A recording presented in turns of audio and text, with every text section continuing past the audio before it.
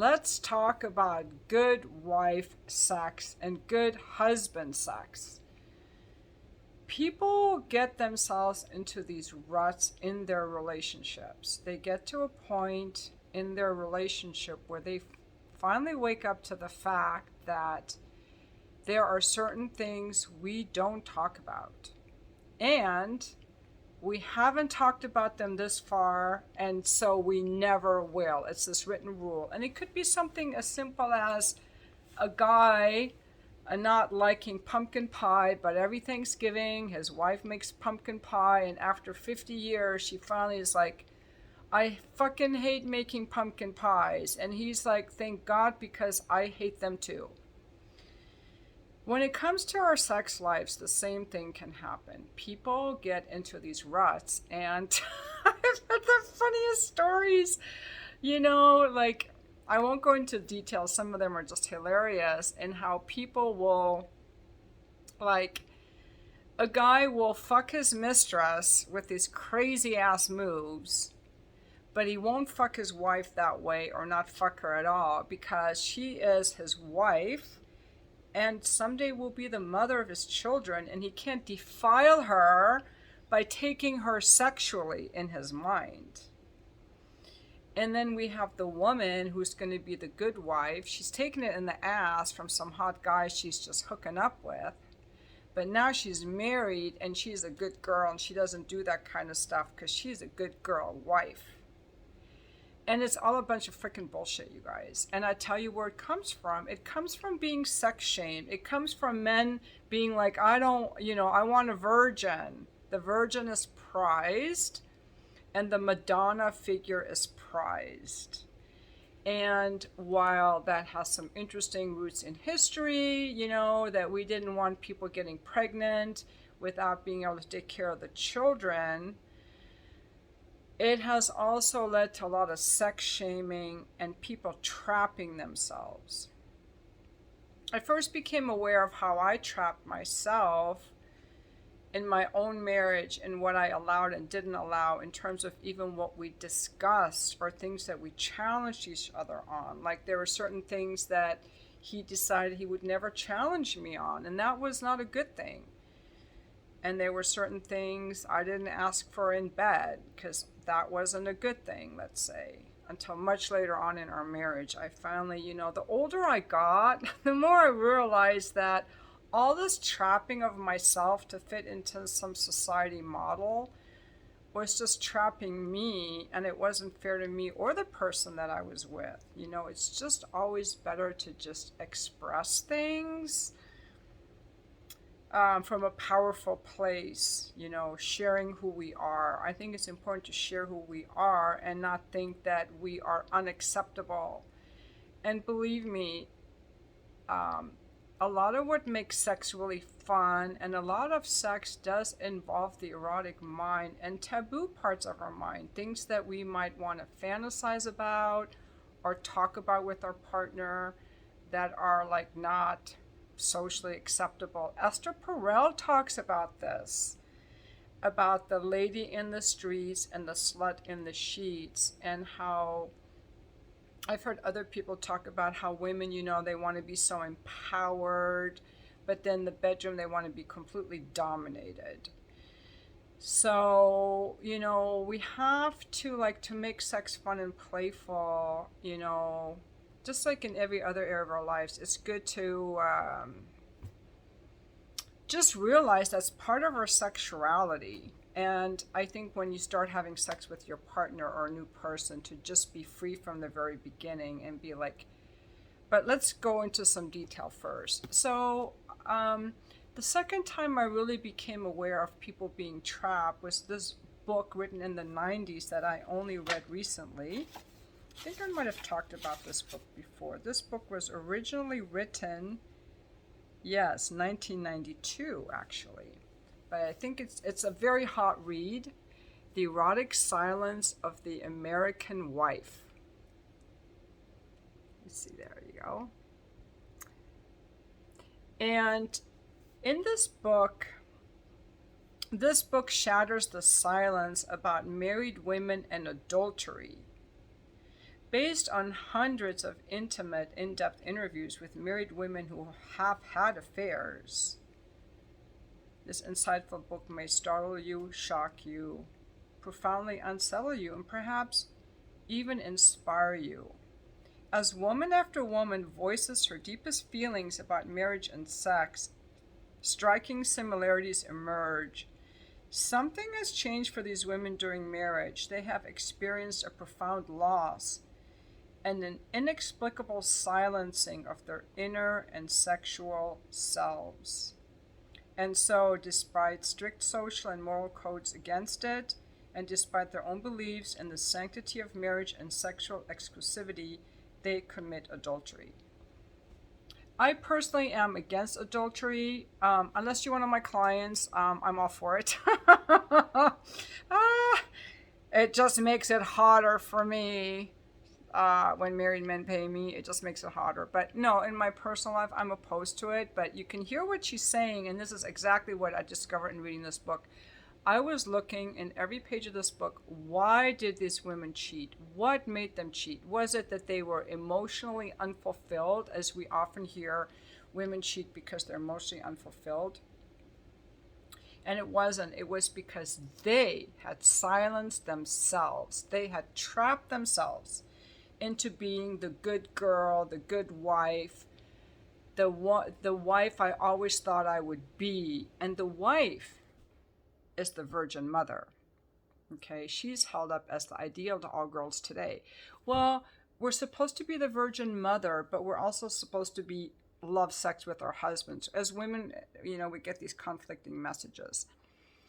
And so they have this idea of like they can be with this wild, uninhibited sexual being, with some guy they're just fucking. But now this guy is my husband.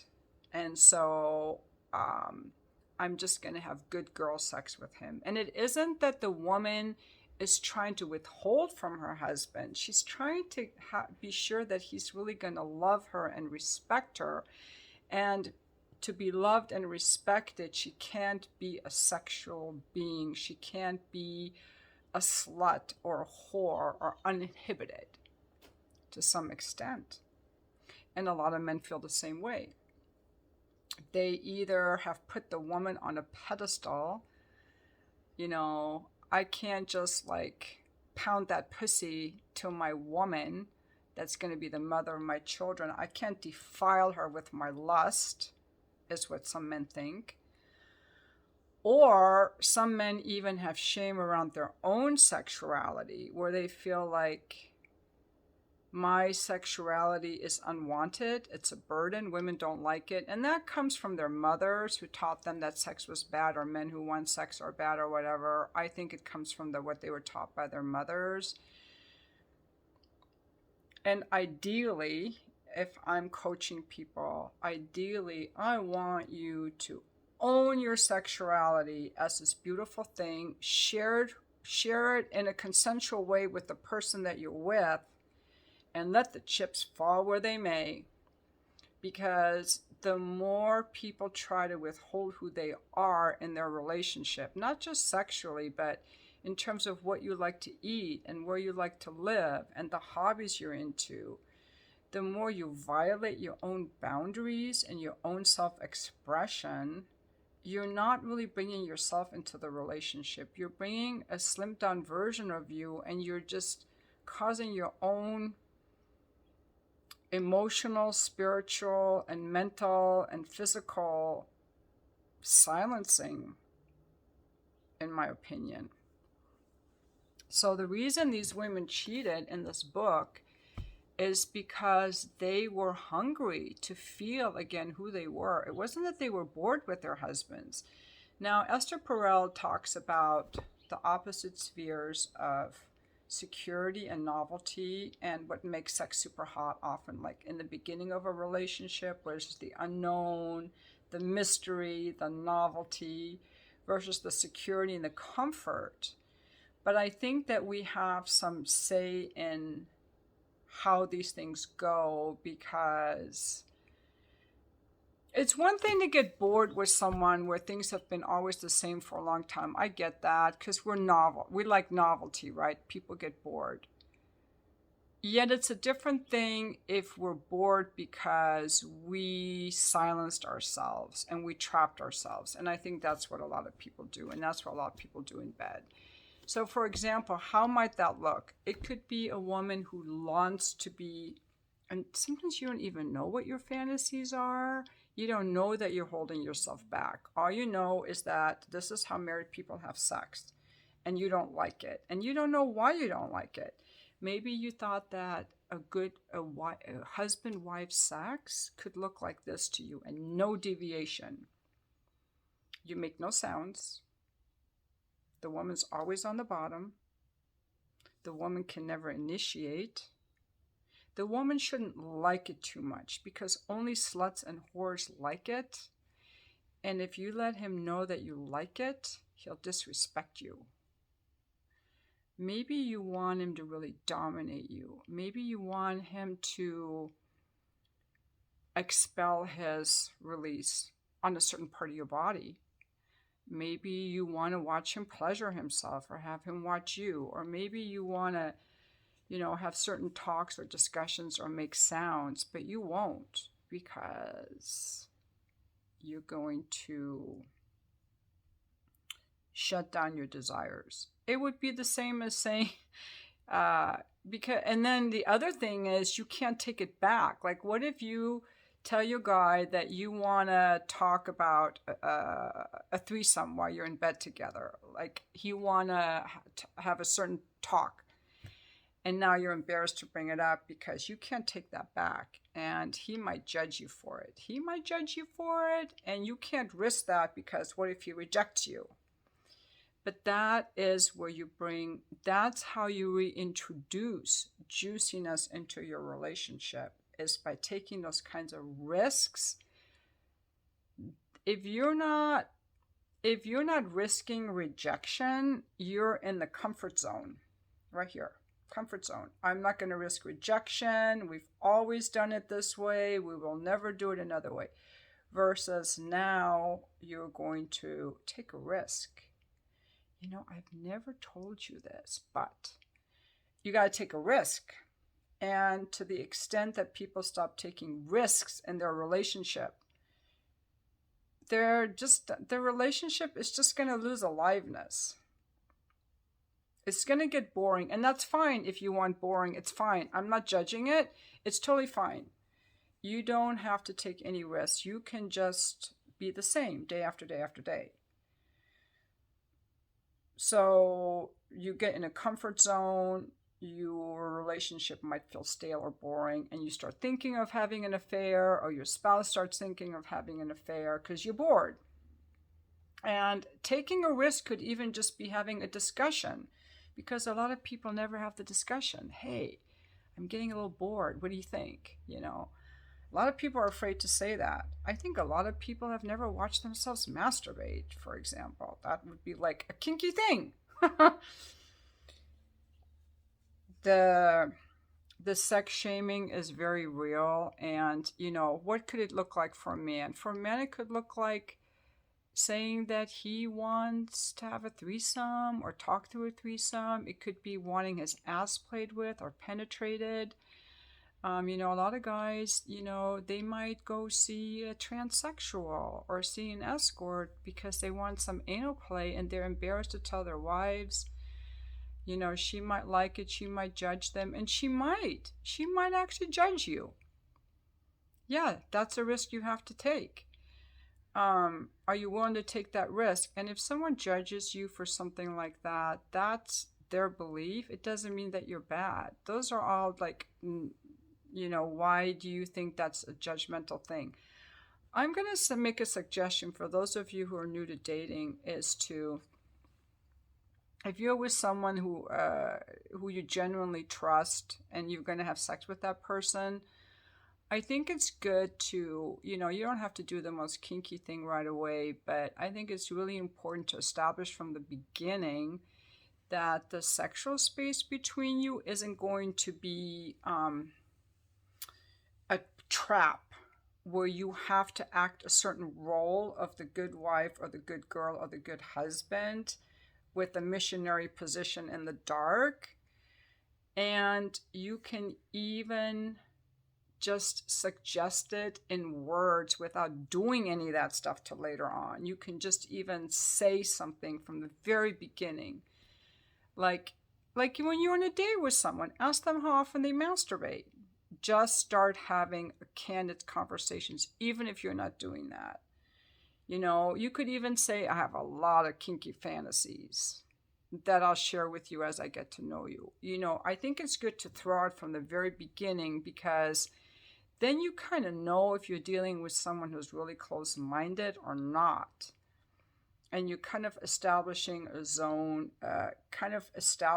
without putting it out there specifically, that you are willing to try some different things. And then also just be super, super kind to your partner if they do share things that they're into.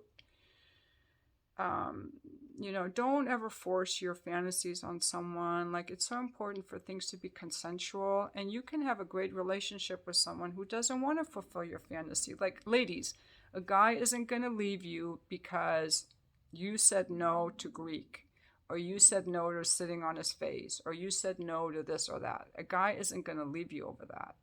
You don't have to do anything you don't want to do. But I think it's really important from the very beginning to say things like, I've always wondered what it was like to have a butt plug in my ass, for example. I don't know, whatever you want to say. I always wondered what it was like I always wonder how I taste down there. It could even be something like, I just always wondered how I taste. It could be something very innocent as I'm thinking this through. It could be something like saying, sometimes I read erotic novels. Or show them a book you read like this, or a book about the clitoris. I'm very curious about female anatomy. I'm very curious what gets people turned on and excited. Maybe more like Esther Perel type of talk, because I wouldn't want to go into, in a new relationship, I wouldn't really want to do all that kinky stuff right off the bat, because then where do you go from there? I think in a new relationship, I would want to explore more the intimacy and the sensual and emotional part of the sexual interaction. And that's another area where people maybe are holding back, like telling each other they love each other, looking in each other's eyes, looking at each other's bodies, building that kind of emotional intimacy, in addition to the taboo stuff. But yeah, I think that and it's easy for me to get myself trapped, even in my work as an escort, and it's something I'm constantly fighting against. And the moment I start thinking, okay, with this particular gentleman today, I have to have good girl sex, I notice that. I'm like, no, Shahrzad, no. And then I make myself do something really kind of weird with him or unusual with him, because I don't want to ever get myself trapped again. I never want to get myself trapped again knowingly. Like, I'm sure I'm trapped in ways I don't know, but when I know that I'm doing it, I'm going to fight it. And I've never had a guy get mad at me, But again, boundaries are super important. Like, I think it's pretty rare to have a partner that everything is perfect. Like, sex is perfect, and family life is perfect, and work life is perfect, and all that. But certainly people can be a lot more sexually open. But yeah, it comes down to the shaming, where a guy's like, I can't bring my lust to a woman because it's unwelcome, or my wife is on a pedestal of virginity and the Virgin Mary, and I can't defile her by telling her how much I just want to plunder her, or do this or do that, or fuck her in the ass. And a woman saying, I can't let him know I like it too much. I can't let him know I like this because he'll disrespect me. And that's where a lot of those guys with the high body count stuff, or guys who are like, I want my woman to have had no man before me, or, I like a virgin. They're just propagating that into getting a woman who's going to withhold her sexuality because she's been shamed for it already. A good thing to do, guys, is to tell a woman, because a woman who wants to date you is probably going to repress her sexuality because we're taught that that makes us more desirable to a man. And so what you have to do, or try this, is tell her, I know you're a good girl, but with me, you can be nasty. Or, I know you're a good girl, but with me, there are no rules. You can be as slutty as you want with me. And give her that opening. Give her that opening. And then with guys, I would kind of test him out. I would want to see if he lets me play with his ass or if he does certain fantasies, because I don't want to date a guy again who's just a no to everything. So I would want to test a guy out sexually before I started dating him, because I tell you, I was married to someone who was no to a lot of things, and I just think being no to a lot of basic things like kissing and lights on, and I can initiate, and my pleasure also matters, and I want to date a guy who likes fucking me more. He doesn't have to make me his priority, okay? Because I get the thing of a guy being on his mission. But if he gets more excited about playing soccer than having sex with me, or he gets more excited about his car or than fucking me, I'm not doing it. I want him. And when I say fucking me, I mean like I want him to think of like fucking me and spending an hour with me in bed or 2 hours or whatever as the highlight of his week, as one of the greatest gifts in his life, as one of the greatest pleasures and excitement in his life. And if it's not, I'm not going to do it again. I don't want to be the good girl, the woman that you're not supposed to fuck, or the one that I have with emotions withheld from me or sexuality withheld from me. I don't want that anymore. And, I'm 60 now, so you guys can learn from me. Other people, they tell me the same stuff when I talk to men. I married this woman and she never really liked sex, but I stayed with her because of the kids or this or that, or I just thought we could work it out, or I didn't even know it mattered. So, I think I'm just giving like some good mom or grandma advice here. I have to laugh. I had some guy tell me that, I can't fuck my wife the way I fuck my girlfriend. And he was over here with me, so very sexual guy. I didn't think he was overly kinky. I'm pretty vanilla, I even think. But the things that he liked to do with me or with the girlfriend, he couldn't do with his wife. And that was all of his own doing. And I said to him, if you, and from what he shared with me, I'm pretty sure his wife would have liked him to dominate her a little bit. I'm pretty sure she would have liked, and that's the other thing I want to tell guys, like, women, we want to be dominated. Like, the stuff we do with the guy that we're the women who had affairs with the guys they had the affair with, they're like, oh my God, with him I can be so free. With my husband I have to be the good girl in bed and all this. I'm not blaming him. That's me how I want to be a wife. But with this guy I can be this wild and free, uninhibited being. That's how we want to be with you, our husbands, our boyfriends, our lovers. That's how we want to be. So when you're withholding that and putting us up on this pedestal to gently pump in a missionary position, that's not fair to us. Like, you're cheating us, because a healthy woman loves good sex. Unless she has some kind of physical pain or emotional trauma or something is wrong in the relationship, a healthy woman in a relationship where she feels loved or safe, she's going to want to fuck. Like, different ways for different women. And when you're withholding that from her, and you're kind of like not giving her all of you. You're withholding your sexuality, you're withholding your emotions, and now you got to find this outlet over here. So I said to this gentleman, because I'm always taking a stand for relationships, like, if you would just fuck your wife the way you're fucking your mistress, maybe you wouldn't need a mistress. And he thought about it. He thought about it. He thought about it. And meanwhile, the wife's probably all horny, wondering why he's not fucking her, or wishing he would be a little bit more dominant. So, yeah, we all trap ourselves, and I'm certain I trap myself too, but I think that, you know, these are fun conversations,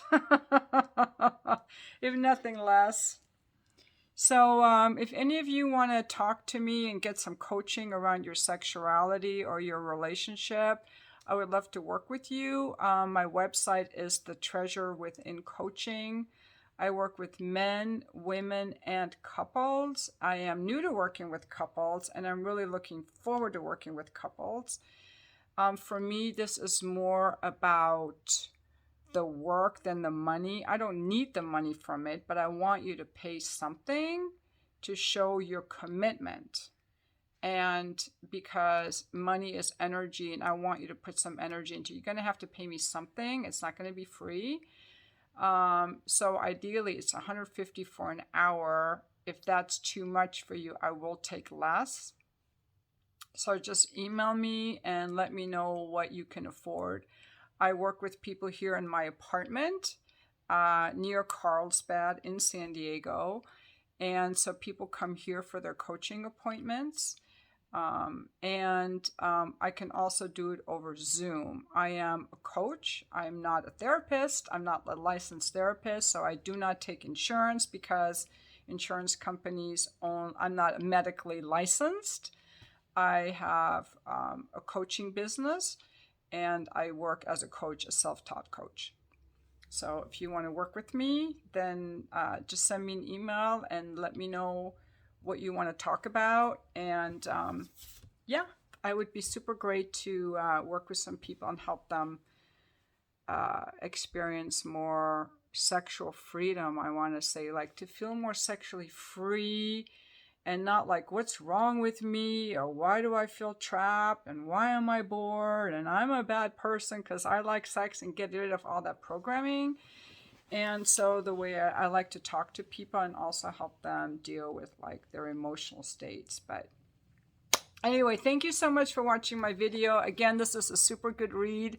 I'm going to highly recommend, and you guys have a great rest of your Sunday, March 6th, 2022.